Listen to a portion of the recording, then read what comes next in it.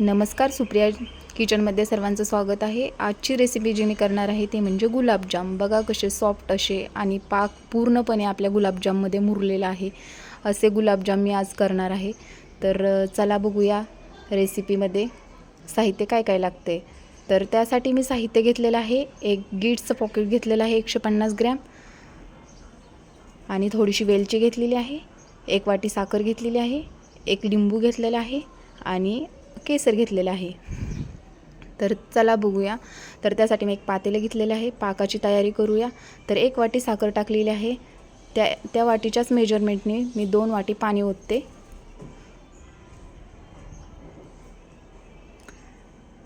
तर आता आपण पाकाची तयारी करून घेऊया। पाकासाठी मी गॅस चालू करून पातेले ठेवते। मीडियम फ्लेमवरच ठेवायचा गॅस चालू। एक लिंबू घेतलेला आहे, आता ते कापते, त्यातले बिया काढून घ्यायच्या। साखर विरघळेपर्यंत हलवत राहायचं, कारण की पाक हा जास्त घट्टही नको। हे गीटचं पॉकेट घेतलेलं आहे। पाक होईपर्यंत आपण पीठ मळून घेऊया।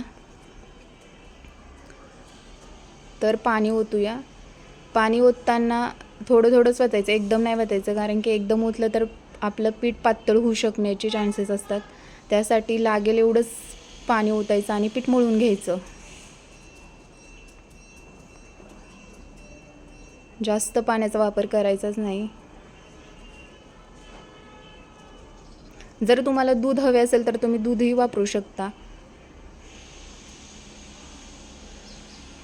आणि पूर्ण आपलं पीठ मळून झाल्यानंतर तूप घेते, तुपाने मळून घेते। तूप यासाठी घ्यायचं की आपले गोळे करताना चिरू नयेत। मी 5 मिनिटं झाकून ठेवते, तोपर्यंत पाकही आपला बनत आलेला आहे।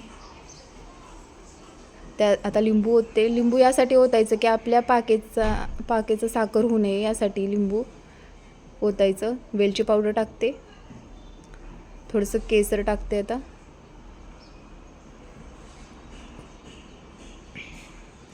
गुलाबजामचा पाक हा पातळच असावा। आपलं पीठही आता मुरून झालेलं आहे 5 मिनिटं। आता मी छोटे छोटे गोळे करणार आहे। छोटे छोटेच करायचे, कारण की आपण तेलामध्ये जेव्हा ओततो तेव्हा ते मोठे होतात। मी लोखंडाची कढई घेतली, ती आता तापवते। लोखंडाची कढई यासाठी घेतली की आपले गुलाबजाम चिकटत नाहीत खाली। गुलाबजाम टाकून घेते, आता तळून घेते।